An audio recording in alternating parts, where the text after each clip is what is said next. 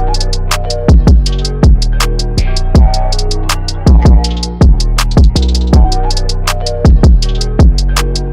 what's up, YouTube? It's Nick from Rise of Sports, and I'm back with another video. Today, I'm going to be breaking down a Bleacher Report article. I guess not breaking it down, but going through it and giving you my take on it.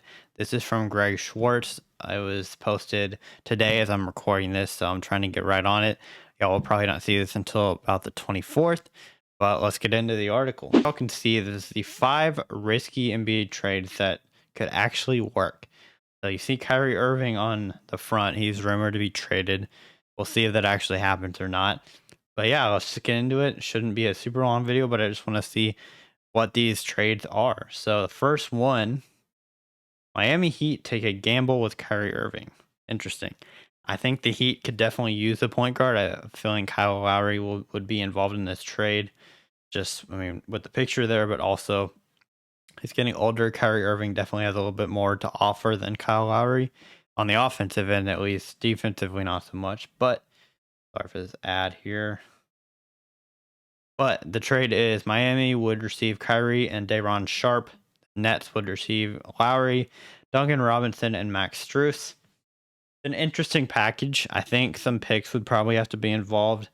I don't know if I were Brooklyn if I would take Lowry, Duncan Robinson, and Max Strus. Just that, I might ask for a first round pick with that as well. I mean, Kyrie Irving, when he's healthy, is a top 5 point guard in the league. And, I feel like getting back Lowry, who's an old point guard, Duncan Robinson, who I still like as a player, but had issues playing in the playoffs. He just didn't play. And then Max Strus is a nice guard, or forward, it says, but he kind of is a guard. I mean, that package is good. I just feel like you might need to include a pick in there if you are Miami trying to get this trade done. Day'Ron Sharpe, a young project that has potential as well in this trade. I love the fit from Miami. I think Miami wins in this trade easily if they can get it done. You have Kyrie, Jimmy Butler, Tyler Hero, and Bam. Like, that's a good team. I mean, I think they were Kyrie Irving away from making it to the finals last year. I think if you have Kyrie, you probably win that series against Boston. Even though Boston was the better team, I think Kyrie probably would help you get it done, especially because Kyle Lowry couldn't even play most of the time. Or all of it. Can't remember if he played or not. I don't think he did. But, I mean, that's interesting. It's definitely a risky trade. Because you don't know if Kyrie Irving's going to pan out, and if he doesn't, you kind of just lose a lot of your depth. But I don't know. The Lakers give up future for win now help. Interesting. This is LA receives Mike Conley, Malik Beasley, and Bojan Bogdanovic, and the Jazz receive the 2027 and 2029 first round picks, both top 5 protected, Talen Horton-Tucker, and Russell Westbrook, who they would buy out. So basically, you're not getting Russ, you're buying him out because you have cap space to do so. You're getting 2 firsts and Talen Horton-Tucker. And I've said I like Talen Horton-Tucker before. And the Lakers, so basically 2 first round picks and THT that Utah gets, they're giving up. And then the Lakers would receive Mike Conley, who is rumored to be on the move. And I think he would definitely fit on the Lakers really well. And then you get Malik Beasley, who's he's a really good player. He just got traded to Utah from the Rudy Gobert deal. And he's a really good player. I like that. And Bojan, to have Bojan, like, this is a steal, I feel like, for the Lakers. I feel like the Lakers should do this right now. I would give up Westbrook, Horton-Tucker, and 2 firsts. I mean, that's just, in my opinion, to get Mike Conley, who can help you potentially win a championship, being that point guard that you need, stable point guard that you need. Get Malik Beasley, who's a really, really good wing. He's a very good defender. He would fit really well in there at that shooting guard spot. Maybe not starting, but he could start. And then Bojan, a great shooter who could come off the bench. Like, that fills out your roster to me more than having THT does. And like, for me, first round picks don't matter in the NBA as much unless you're a totally rebuilding team, which the Lakers are not trying to be. So in this case, I would take this for the Lakers. For Utah, Mike Conley giving away hurts, but also you're kind of thinking about rebuilding. What if Donovan Mitchell gets traded, which he might be in a later trade? And I mean, you just got Malik Beasley and then Bogdan. You don't want to get rid of Bojan, but like if you're rebuilding to get those two first round picks that are top 5 protected, the Lakers most likely won't be a bottom 5 team. Even when LeBron retires, AD will be better than a bottom 5 team. So I think those picks would convey, and you would have two first round picks, THT to build along. I mean, this is a win-win, I think, for both teams. I think both teams. Utah needs the draft capital and the young player. The Lakers need win now players, and I think that's what both teams get. So I really like that. The Hawks build elite defense with Ben Simmons. I already don't like it. I'm a Hawks fan. They're my second favorite team. And yeah, I don't really like Ben Simmons on the Hawks, but it's Atlanta gets Ben Simmons, Brooklyn receives John Collins and Bogdanovich. So the Bogdanovich is in this trade scenario. But Ben Simmons for John Collins and Bogdan. It's tough because Bogdan was starting for you and John Collins. Those are 2 starters for a guy who knows if he's even committed to playing basketball. I don't know. I mean, as an Atlanta fan, I don't like it. If I was Brooklyn, I would love this. Brooklyn, I would be all in. I'd be like, get rid of Ben Simmons, give me John Collins, and let's, for Brooklyn, what if you bring back KD and Kyrie? You're like, hey, we got this deal. KD, Kyrie, we're getting John Collins, we're getting Bogdanovich, and trading Ben Simmons. Perfect. You got Kyrie, Bogdan, KD, John Collins, and Nick Claxton. Those 5, starting 5, that is a heck of a starting 5. Kyrie, Bogdan, great shooting backcourt. Really no defense there. Bogdan's not terrible, but he's not a good defender. And then you got KD, good defender. John Collins can be a good defender. He hasn't really shown it. And then Nick Claxton, who's a good defender. So, I mean, it's not a whole lot of defense. Like, you're trying to trade your defense away in a way by giving away Ben Simmons, but it's a much better fit. Ben Simmons to the Hawks. You have Trae Young and DeJounte Murray. The reason I don't like Ben Simmons on this team is because it's a lot of players that can't shoot. You have Trae who can shoot, but you got rid of Kevin Huerter. DeAndre Hunter is good. He can still shoot. But other than that, you have DeJounte, who's not really a shooter. Ben Simmons is not a shooter. Capella's for sure not a shooter. And Okongwu's not a shooter. So you just get rid of a lot of your shooting by giving away John Collins and Bogdan. And that's my worry, is like, Atlanta prided themselves on the 3-ball half for a while, and giving away getting Ben Simmons does not help that. And so that's my worry.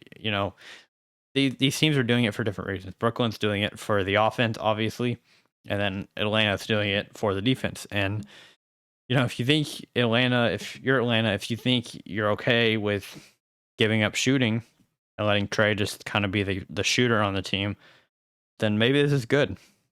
And Brooklyn, if you're okay with not being the best defensive team ever and just going all offense, then, maybe that works. Maybe it does. But I'm not a huge fan for Atlanta. For Brooklyn, I am a big fan in this one. So this is the second Brooklyn one. Yeah. Interesting. Very interesting. Let's see the next one. 2 more. Donovan Mitchell speeds up the Cavs. Donovan Mitchell speeds up the Cavs rebuild. Cleveland receives Donovan Mitchell, Rudy Gay. Jazz receive Colin Sexton, Ochai Agbaji, Lauri Markkanen, Isaac Okoro. 2 first-round picks and 2 pick swaps. This is interesting. I kind of like this for the Cavs. I'm not going to lie. I know it sounds crazy, but I kind of like this for the Cavs. Because you might read this and say, wow, Utah's getting a haul for Donovan Mitchell. And they are. Colin Sexton, most likely, is not going to return. Or even if he does return, he won't return past his contract. Ochai Agbaji hurts to give up just because he's an unknown player that can be amazing, who's the lottery pick this year. But then you got Lauri Markkanen and Isaac Okoro. That kind of hurts giving up them. If you're the Cavs, and then 4 first-round picks, it is a haul. And I think Utah should say yes to this. If Utah gets this offer, I feel like they should say yes to this. Will they? I don't know. I mean, this is interesting though. For Utah, I would say yes. I've said that, but I would say yes if I'm Utah. You get two guards that have really good potential. Colin Sexton, you already know what he is. You have two forwards who are proven to be good players, and then four picks. Like, that's four really good players and four picks. And then the Cavs, what you're thinking is you're going to have Darius Garland, you're going to have Donovan Mitchell, you're going to have Evan Mobley, and you're going to have Jared Allen, and you figure out the rest. That's kind of what you're banking on. You're banking on Evan Mobley to develop really well and be able to be at 4 for you and not a 5, and let Jared Allen keep being that 5. And then you're just relying on Darius Garland and Donovan Mitchell to go nuts on offense. My worry with that is the defensive part. You're losing Isaac Okoro, which hurts. Ochai Agbaji can be a good defender, I believe, in the league. So you're losing a lot of defense there. But you have the star power to really compete in the East. Even next year, you have potential to compete. I mean, this young core of the Cavs played super well together last year. So I think in one way, you don't want to give up all that. But in another way, getting a superstar like Donovan Mitchell, it's a chance to really boost your stock. So it's an interesting trade. Honestly, I would do it for both teams. I think both teams I would make this move if I was the GM of both teams. And the last one, Suns go all in for KD. So here's the classic one here. And oh my goodness.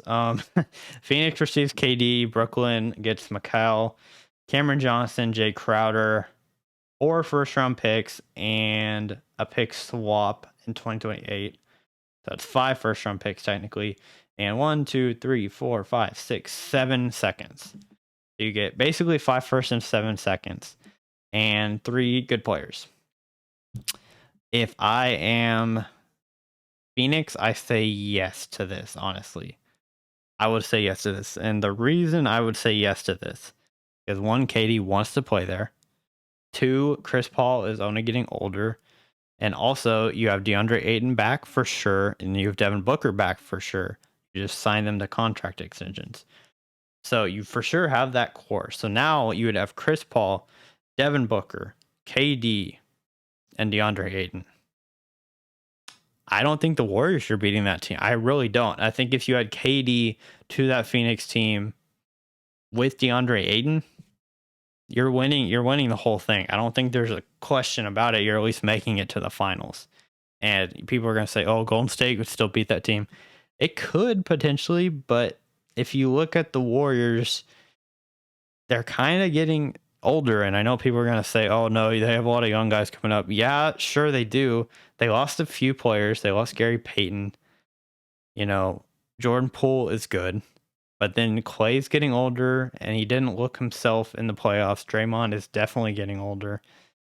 And it's going to take a little bit for these young guys to develop on Golden State. So for me, if I'm Phoenix, I'm doing this deal. I know it sucks to give up your future. I know it would suck to give up Mikal Bridges, who is a really good player, and Cameron Johnson. Jay Crowder, it's like, okay, I'll give him up. But giving up basically your entire, for the next 10 years, your draft capital almost is what it feels like. It's really only through 2029 is when so giving up 6 years of picks in this. You don't want to have a pick for 6 years. That's a lot. But for KD, I would do it. For Brooklyn, you are just getting basically the picks back that you would get when you lost or when you traded for James Harden. That's kind of what you would be getting. The difference is these picks wouldn't be good, at least in, I would think, maybe 2026, 2027. I guess 2027 is when you have a first. I think for the next 4 years, those picks are probably not going to be very high. I think they'll probably be deep because I think Chris Paul might retire in the next couple of years, but KD will be there, you know, assuming you're going to sign him to a long-term deal, or he still has time on his deal. So until KD kind of stops and there, you're going to have KD, Devin Booker, DeAndre Ayton for the next 4 years. So those picks are not going to be valuable until the latter half for the 2027 first, 2029 first, and maybe the 2028 swap. Those 3 will be good, and then all the second rounders you're going to have anyway. So that's kind of my opinion on that. I would do this for both teams. There's the last 3 trades I would do. I would do this trade, and I wouldn't do this trade. Would I do this trade? I would do this trade, and I would. So really, there's only this middle one that I wouldn't do. the other ones look good, and I think I understand why each team is doing it. So yeah, if you have any opinions, comments on any of this, let me know. That was me reacting to the 5 risky NBA trades that could actually work, and I think a lot of them could work. I think Bleacher Report is a good article. I think there's some Bleacher Report articles that aren't super realistic, but I think a lot of these are realistic. I think for both teams, it makes sense for a lot of these. And sometimes you see lopsided trades, but for these, I think a lot of them work. That's going to do it for me. If you want to see me react to any other articles or any videos, let me know in the comments below. And thank you for watching, and I'll see you on the next Rise Up Sports.